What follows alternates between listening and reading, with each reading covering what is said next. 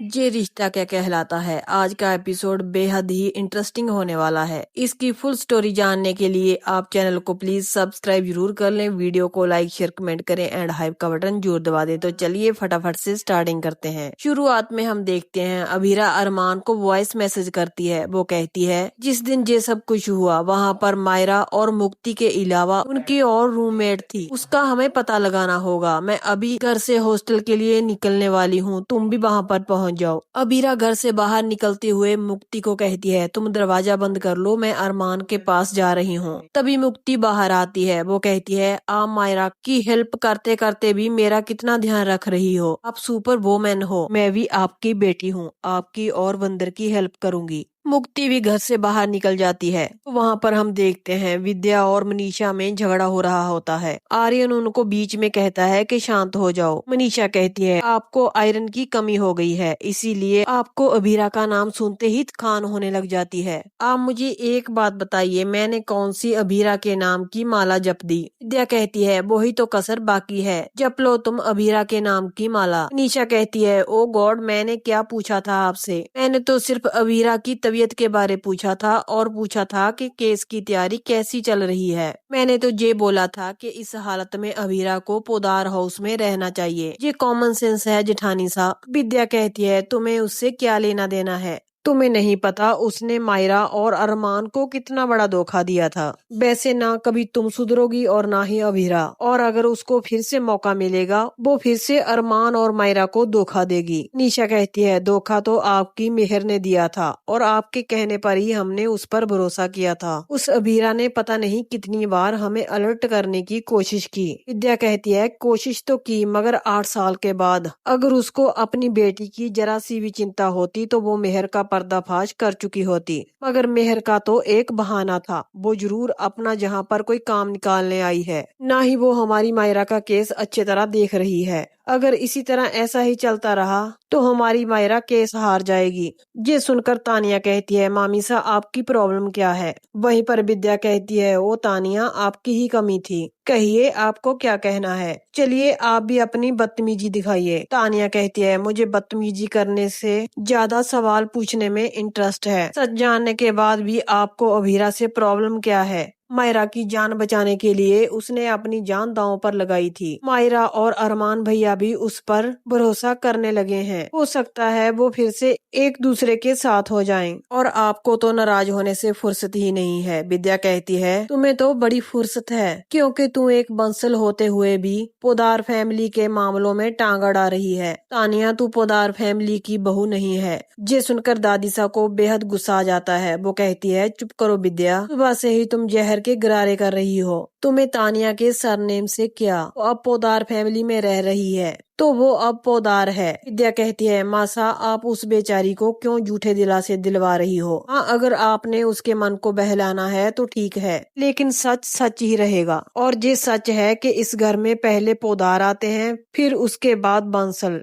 तानिया रोकने की कोशिश करती है। वो कहती है मामी साजे आप क्या बोल रही हैं। विद्या कहती है मैं तुमको एक बात सच बता दूं, उदार फैमिली में सबसे ऊपर मैं आती हूँ और उसके बाद तू, इसलिए तू जो कुछ भी कहेगी मेरे कानों तक आवाज नहीं आएगी, इसलिए तू तानिया रहने ही दे। तानिया रोते हुए वहाँ से चले जाती है। तो हम वहाँ पर देखते हैं मुक्ति हॉस्टल पहुँच जाती है। लड़कियां बात करती हैं जे वो ही मर्डरर की बहन है, ये बात सच है क्या, उसने अपनी सौतेली माँ को मार दिया। मुक्ति उनको कहती है मायरा ने किसी को नहीं मारा और वो ना ही जेल में है। तभी मुक्ति अपने स्वभाव को चेंज करती है और उनको पूछती है तुम्हें पता है कोयल कहाँ पर है। वो लड़की कहती है क्यों बताऊं, तू मेरी दोस्त थोड़ी है। मुक्ति दूसरी लड़कियों से पूछने की कोशिश करती है। वो कहती है कि तुमने कभी मायरा के अलावा किसी से बात नहीं की। तभी मुक्ति मायरा की कही हुई बातों को याद करती है तो वो श्रुति से पूछती है मैंने तुम्हें मायरा के साथ कई बार बात करते हुए देखा है, मायरा ने कुछ नहीं किया, तुम्हें क्या पता है कोयल कहाँ पर है। श्रुति मुक्ति को बताती है कि उस हादसे के बाद हमने कोयल को कहीं नहीं देखा। मुक्ति कहती है तुम्हारे पास उसका कोई कांटेक्ट नंबर या फिर एड्रेस है, मगर वो लड़की वो भी मना कर देती है। वो कहती है नहीं मेरे पास ऐसा कुछ भी नहीं है। श्रुति मुक्ति को बताती है मगर वो अपने साथ एक बहुत टेस्टी मिठाई लेकर आती थी, उसने मुझे बताया था वो पेरेंट्स के अलावा अपने मामा के साथ ज्यादा देर तक रहती है और उसके मामा उदयपुर वाले मिष्ठान घर के पास रहते हैं।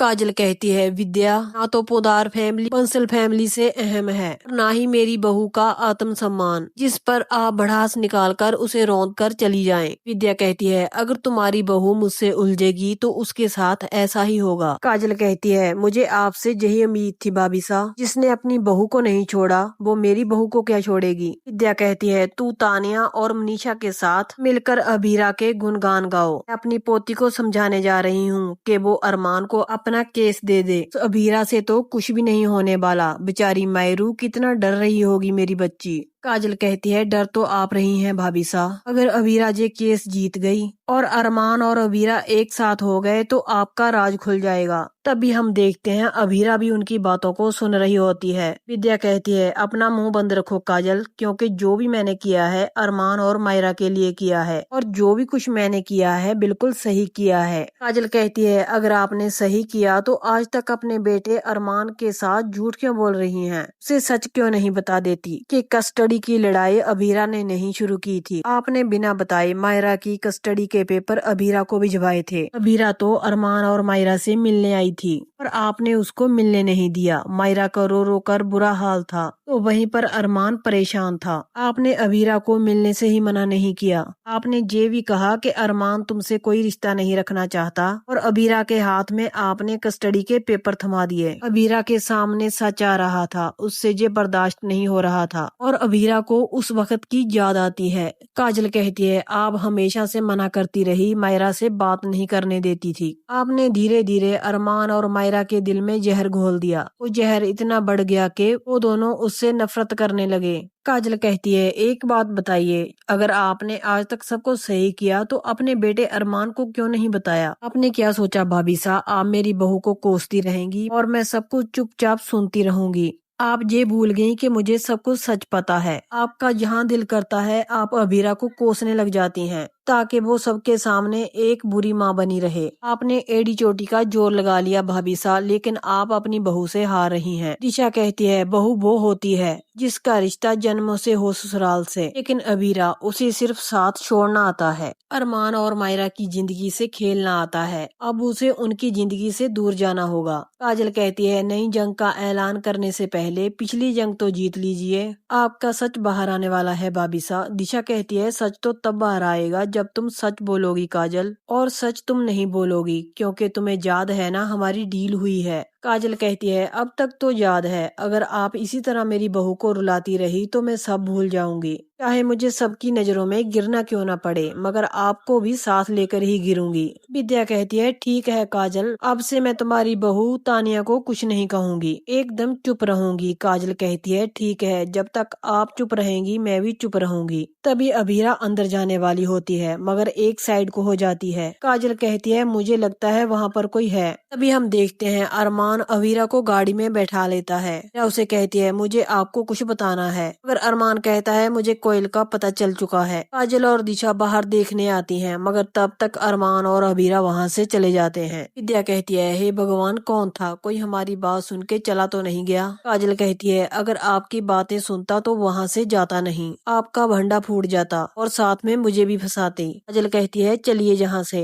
तभी हम देखते हैं कि वहाँ पर गमले के पास वॉच गिरी होती है, क्या पता शायद अभीरा की हो। अरमान और अभीरा गाड़ी में जा रहे होते हैं। अरमान कहता है अभीरा तुमने सुना मैंने क्या कहा, मगर अभीरा उन्हीं बातों को सोच रही होती है। अरमान अभीरा से कहता है कोयल की वजह से मायरा घर आ सकती है और इस वक्त इसके अलावा कुछ भी इम्पोर्टेंट नहीं है, इसलिए तुम इन सब बातों पर फोकस करो। अरमान बताता है कि मुक्ति तुम्हें फोन कर रही थी। वो कहता है कि शायद तुम उस वक्त मुझे फोन लगा रही थी इसीलिए फोन नहीं लगा। फिर उसने मुझे फोन किया, बताया कि उसकी क्लासमेट से पता चला है कि कोयल अपने मामा के घर पे रहती है। इससे पहले कि मित्तल उनके पास पहुंचे हमें पहले पहुंचना पड़ेगा। आगे हम देखते हैं आर्यन दिशा को परेशान कर रहा होता है। दिशा कहती है ये तुम क्या कर रहे हो आर्यन, मगर आर्यन कहता है जिसके सामने इतनी सुंदर वाइफ हो और वो क्या करेगा। दिशा कहती है बेचारे हस्बैंड जी आप प्यार बाद में कर लेना, मैं अपना जरूरी काम कर लूं। तभी वहाँ पर मनीषा आ जाती है। वो कहती है बेटा तुम ये क्या कर रही हो। दिशा कहती है वो तानिया दीदी को खुश करने के लिए उनके लिए मैं मोमोज बना रही थी। मैंने सोचा स्मूदी और कुकीज भी बना लेती हूँ। आप मुझे बता दो कि खाने में क्या बनाना है, मैं वो भी बना दूंगी। मनीषा हंसने लग जाती है। वो कहती है तुम ना पूरे मोहल्ले के लिए खाना बनाने नहीं आई हो। तुम ऐसा मत करो बेबी, अगर तुमने तानिया के लिए कुछ स्पेशल बनाना है तो बना लो।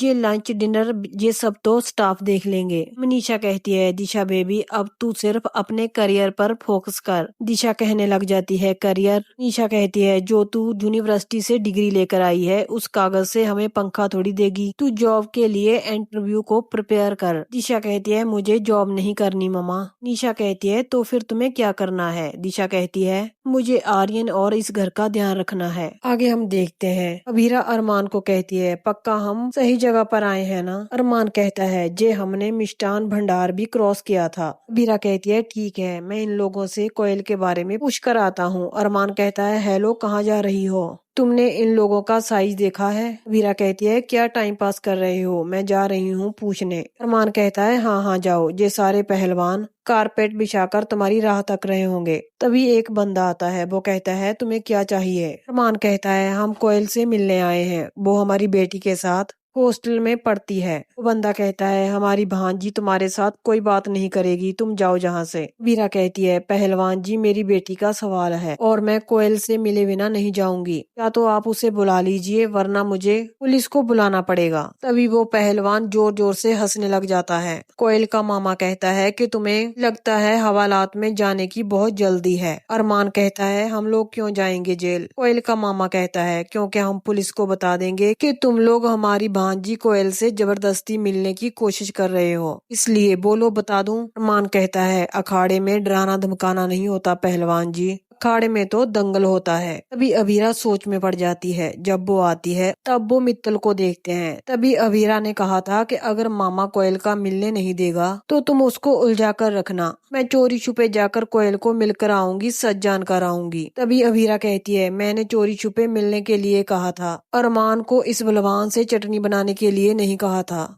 तो अरमान उस भलवान को कहता है क्या हुआ डर गए। कोयल का मामा कहता है तुमसे लड़ने के लिए हम नहीं, हमारा चेला ही काफी है। अरमान कहता है शुरू करें, मगर कोयल का मामा कहता है तू शुरू कर, हम तो यहाँ पर खत्म करने के लिए खड़े हैं। सभी भलवान अरमान की ओर देखकर हंसने लग जाते हैं। वो कहते हैं कि तुम्हारी तो चटनी बना देंगे। अरमान उनके साथ भिड़ने वाला होता है। तो यहीं पर इस एपिसोड का एंड हो जाता है। आज का एपिसोड आपको कैसा लगा कमेंट करके जरूर बताना और नेक्स्ट एपिसोड की अपडेट जानने के लिए चैनल को सब्सक्राइब जरूर कर लें। वीडियो को लाइक शेयर कमेंट करें। तो मिलते हैं ऐसे ही नेक्स्ट एपिसोड की अपडेट के